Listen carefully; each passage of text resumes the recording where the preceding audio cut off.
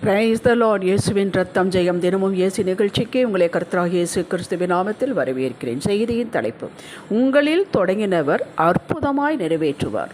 ஆதார வசனம் பிலிப்பியர் 1:5. உங்களில் நற்கிரியை தொடங்கினவர் அது இயேசு கிறிஸ்துவின் நாள் பரியந்தம் முடிய நடத்தி வருவார் என்று நம்புங்கள். கிறிஸ்துவுக்குள் அன்பானவர்கள், உங்களுக்குள் தொடங்கினவர், உங்களுக்காக திட்டம் செய்தவர், உங்கள் மூலமாக செய்ய வேண்டும் என்று செய்து ஆரம்பித்தவர் சகலத்தை நிறைவேற்றி முடிப்பார். ஏன் முடியவில்லை என்பதை இந்த செய்தியில் பார்ப்போம். எரேமியா சொல்வது போல, எரேமியா 1:5, பவுல் சொல்வது போல கலாத்தியர் 1:15, நம்மை தாயின் கருவிலே, நம்முடைய கரு உண்டாகும் முன்னே தாயின் வயிற்றிலேயே நம்மை தமக்கு என பிரித்தெடுத்தார். அப்பொழுதே நமக்கு குறித்த திட்டங்கள் சித்தம் வகுத்து விட்டார். நமக்கு என்ன செய்ய வேண்டும், நம் மூலமாக என்ன செய்ய வேண்டும், நமக்குள்ளே என்ன செய்ய வேண்டும் வகுத்து விட்டார். தமக்கென பிரித்தெடுத்ததால் அது பரிசுத்தப்படுத்துதல், இது அங்கேயே தொடங்கிவிட்டது. அப்போதே நமக்குள் அந்த நற்பொருள் பொக்கிஷம் விசுவாசம் படைத்த தகப்பன் மேலுள்ள விசுவாச விதையை வைத்து விட்டார், தொடங்கிவிட்டார். அன்று தொடங்கினவர் நம்மை நித்தியத்தில் அவரோடு சேர்க்கும் வரை விடமாட்டார். தொடங்கினவர் அங்கு கொண்டு நித்திய ஜீவனை நமக்கு தருவார். இந்த இடையில் இருக்கக்கூடிய வாழ்வு தான் பூமியில் இருக்கக்கூடிய வாழ்வு, அதையும் விடமாட்டார். சங்கீதம் 48:14 சொல்வது இதுதான். இந்த தேவன் என்றென்றைக்கும் உள்ள சதா காலங்களில் நம்முடைய தேவன், மரண வரியந்த நம்மை நடத்துவார். இதையெல்லாம் உயிர் போல மனப்பாடம் பண்ணி வைத்து கொண்டு தியானிக்க வேண்டும். இவர் நம்மை விட்டு விலகுவதும் இல்லை, கை விடுவதும் இல்லை. ஆனால் நாமோ எத்தனை தரமோ அவரை விட்டு விலகினோம், அவருக்கு மனக்கஷ்டத்தை கொடுத்தோம். விலகினோம் என்றால் அவரை விட்டு விட்டு வேறு அந்நிய தேவர்களை வழிபட்டோம் என்பது அல்ல. விசுவாசத்தை விட்டு, விசுவாச வாழ்வு, விசுவாச நடையை விட்டு விலகினோம், மறுதளித்தோம், உலகத்திற்கு பின்னால் போனோம், உலகத்தை நம்பினோம், அடி வாங்கினோம், அவமானப்பட்டோம், ஏமாற்றப்பட்டோம், நிந்தை அடைந்தோம், பரியாசம் பண்ணப்பட்டோம். பின் அதையும் அவரிடம் சொல்லி புலம்பினோம். கர்த்தர், நான் என்ன செய்வேன், நீதானே என்னை விட்டு தூரம் போனாய், அனுபவி என்று ஒரு நாளும் சொன்னதில்லை, சொல்ல மாட்டார், சொல்லவும் முடியாது. தன் ஜீவனை கொடுத்து நம்மளை ஜெனிப்பித்தவர். எப்ராஹிமே, உனக்காக என் உள்ளம் பொங்குகிறது என்கிறார். எப்ராஹிம் நாம் தான், சீயோ நாம் தான், எல்லாம் நாம் தான். ஏங்குகிறது என்று நம்மை பார்த்து பேசுகிறார். எரேமியா 18 ஒரு உவமை சொல்லப்பட்டுள்ளது, குயவன். இந்த குயவன் வணைந்து கொண்டிருந்த மண்பாண்டம் அவன் கையிலேயே கெட்டு போயிற்று. அப்பொழுது அதை திருத்தமாய் செய்யும்படிக்கு தன் பார்வைக்கு சரியாக கண்டபடி குயவன் அதை திரும்ப வேற பாண்டமாக வணைத்தான். நம்மை பார்த்து கர்த்தர் கேட்கிறார், இதோ இஸ்ரவேல் வீட்டாரே, இந்த செய்தியை கேட்டு வரும் மக்களே, களிமண் குயவன் கையில் இருக்கிறது போல நீங்கள் என் கையில் இருக்கிறீர்கள். அந்த களிமண் மீது குயவனுக்கு என்ன அதிகாரம் இருக்கிறதோ அதே போல் உங்கள் மேல் எனக்கு அதிகாரம் இல்லையா என்று கேட்கிறார். எரேமியா 18:4-6. ஆம், அவர் தமது திட்டத்திற்கு நேராக தமது சித்தத்தின்படி செய்ய நம்மை உருவாக்கும் போது பல காரியங்களை அனுமதிக்கிறார். இதை நாம் புரியாமல் பிடிக்காமல் வழி விலகும் போது, அவரை விட்டு தூரம் போகும்போது, எப்படி என்றால் வேத வாசிக்காமல் இருப்பது, சபைக்கு தொடர்ந்தே போகாமல் இருப்பது, துதி ஸ்தோத்திரம் செய்வதில்லை, காலை மாலை பர்சனல் ஜெபம் இல்லை, ஒழுங்காக இல்லை, எல்லாம் பண்ணி என்னத்தை கண்டோம் என்று சொல்வது, முறுமுறுப்பது, இதுதான் குயவன் கையில் இருக்கும் போதே கெட்டுப்போவது. கர்த்தர் நம்மை கெட்டுப்போன களிமண் என்று தூக்கி எறிந்து விடவில்லை. அப்படி எரிந்திருந்தால் நாம் அட்ரஸ் இல்லாமல் போயிருந்திருப்போம். இது எனக்கு வேண்டும் என்று கையில் மறுபடியும் எடுத்துக்கொண்டார், மறுபடியும் எடுக்கிறார். அதுதான் சங்கீதம் 71, 19, 20, 21 வாசித்து பாருங்கள்.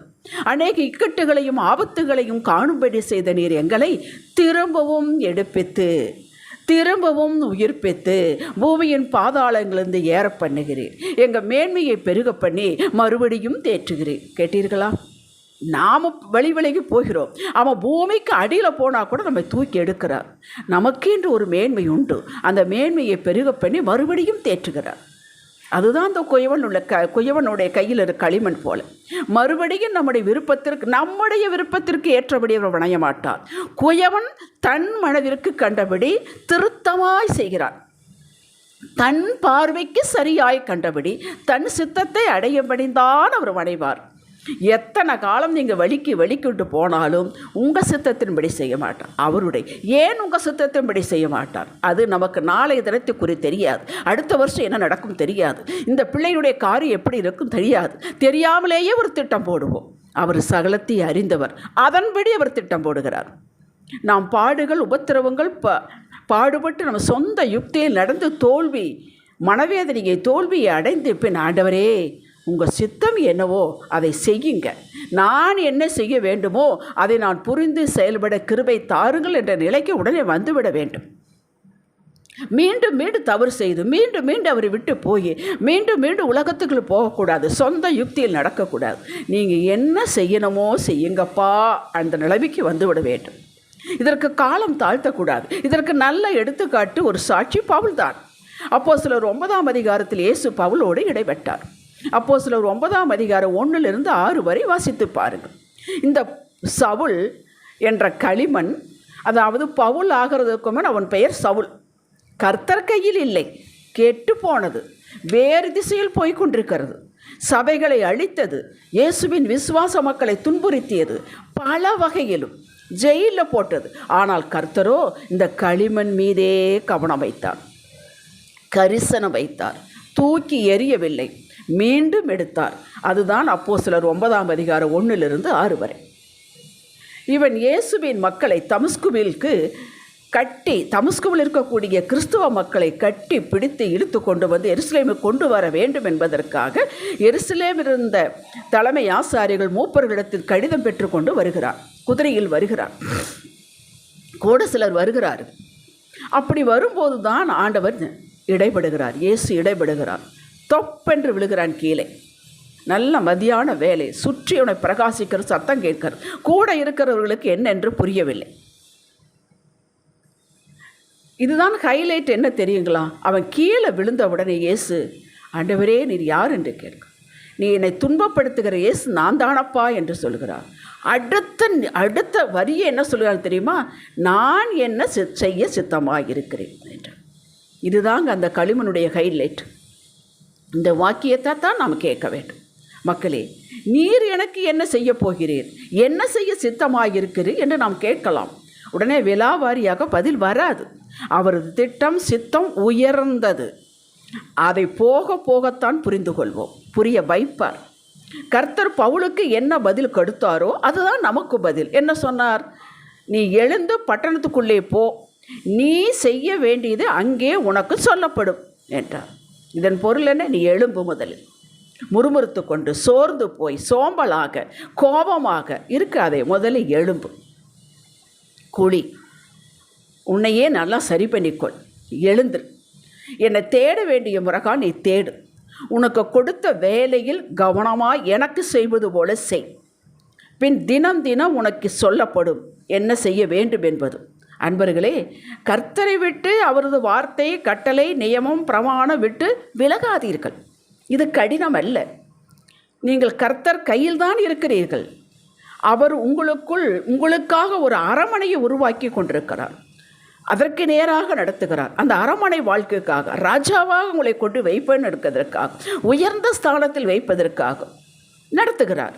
நீங்களோ அவசரமாக ஒரு குடிசை போதும் என்கிறீர்கள். அரண்மனையில் வாழ்வது போல வாழ்வை அடைய சற்று காலமாகும். அந்த நிலைக்கு நம்மளை உயர்த்துவதற்கு நம்மளை உருவாக்குகிறார், உங்களை உருவாக்குகிறார். விலைக்கரையும் அதிகம்தான், காஸ்ட்லி பொருள் இருந்தால் அதோடய ப்ரைஸ் அதிகம்தான். அதுக்கு என்ன நாம் செய்ய வேண்டும்? பொறுமை, காத்திருத்தல், சகித்தல், தம் பிடித்து கொண்டு விசுவாசத்தில் நடத்தல். இதுதான் நாம் செலுத்த வேண்டியது. செலுத்தித்தான் ஆக வேண்டும். ஒரே நாளில் விழுங்க முடியாது. கொஞ்சம் கொஞ்சமாக ட்ரைனிங் எடுத்துக்கொண்டு அவரோடு நடவுங்கள்.